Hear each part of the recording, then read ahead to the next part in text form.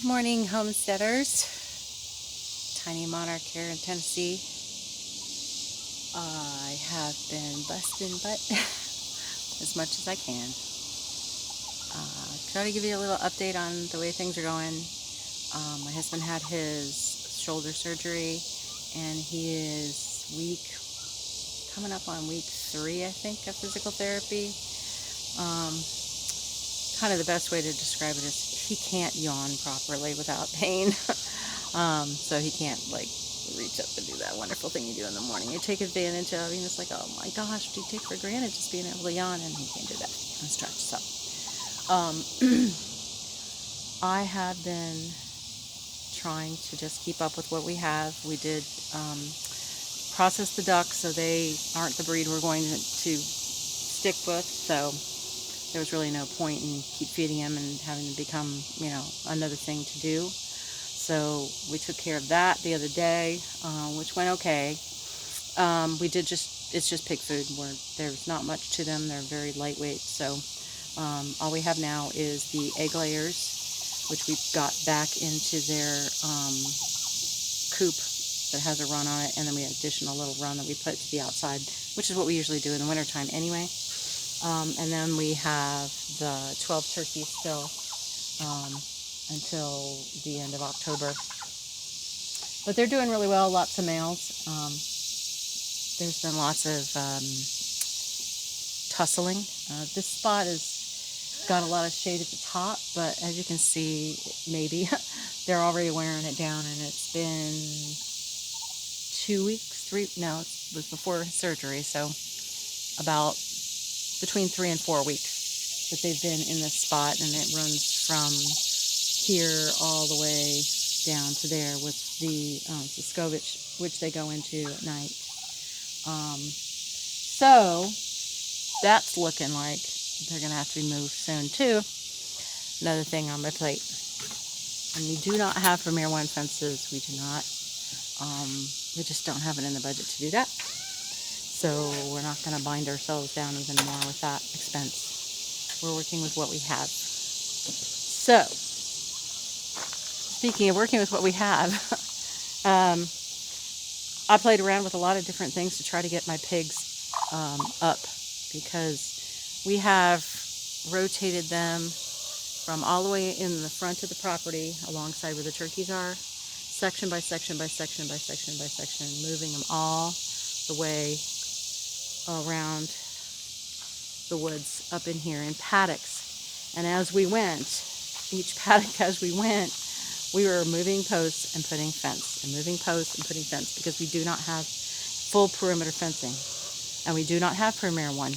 We have to put in T-posts, pounding them. Explains a lot about the shoulder issue, right? Or at least not making it any better. And running wire to a box that we had onto the house for a power source, but then we moved them back to the last paddock we could do. We have the power source up in the brooder up high, so now it's there. So that's how we power the electric fence for our pigs. The only electric fence we use is for the pigs. Right now, this is the last paddock that we had that we could clear physically ourselves before his surgery, and we've got them in here.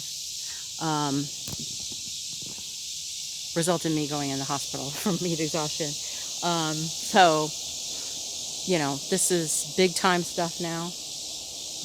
There's no way that we are going to be able to tackle this.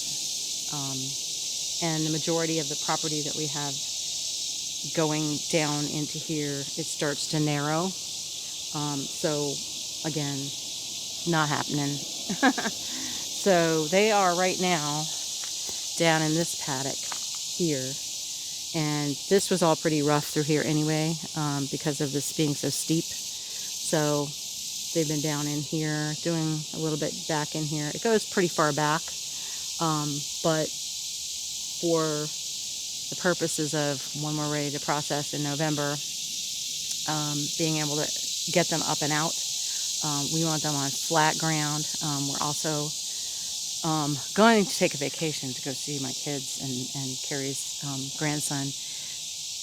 We're going to do it. One way or another, we're going to do it. We don't have family around here, and it's really something that's just weighing on my heart, and I need it. I need that rejuvenation. So we're going to do it. But we're going to make it as easy as we can on our wonderful church friends that will be taking care of the animals. And that way they will all be up here, closer to the house, close to water, close to food. Everything's going to be as automated as possible. All they have to do is make sure the water's full, make sure the feed cans are full, and it should be as easy as we can make it. So, where are we going to move the pigs to make this so easy on me for processing them, doing the kill and everything, and having someone take care of them while we are gone, right before processing? Well, that's the part that kicks Sandy's rear end. The garden. Justin Rhodes was talking about, put your pigs in the garden. And this was my garden. This has been my garden space from the beginning, in different forms or fashion. In the ground I did, this year in the boxes. This area has drainage issues. The boxes did not work at all. So we've been bringing dirt in, trying to get the soil mended, not having the best sources of good topsoil or good compost in our area, but just constantly working. It takes time. But I finally said, you know what? I have to drop these boxes because water sits and it doesn't drain out. We have so much clay that this just creates a dam, and some of the plants were getting enough water, some weren't. You can hear that, right? There's water down, not too far down. It just sits and doesn't drain. So, Justin, I'm going to do that.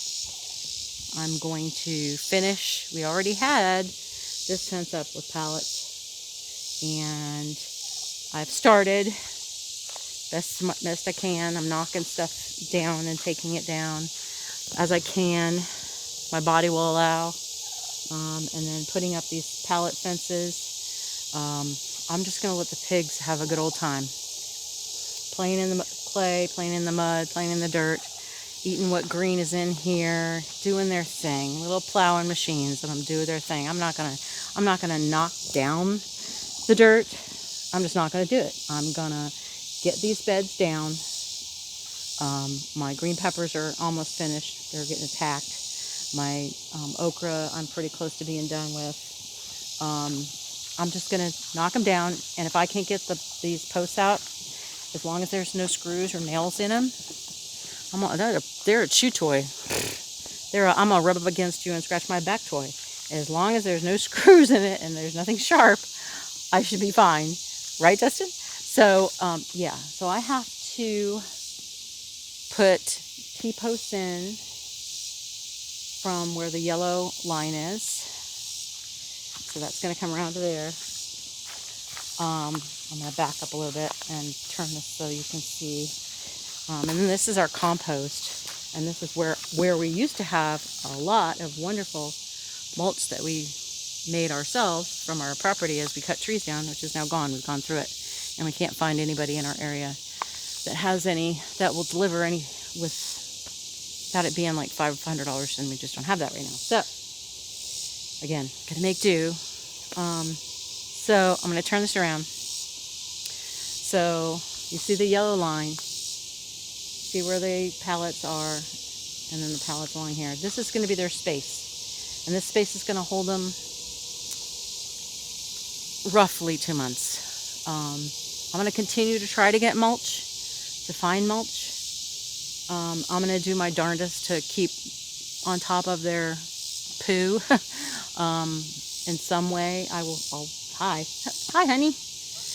But this is going to be their space, and it'll be a interesting video when we go to move them. I don't know if I'll be able to tape it because the only thing I have to tape on is a note, and it only goes for as long as it goes. So that's the update. Wish us luck. Have a great day. God bless.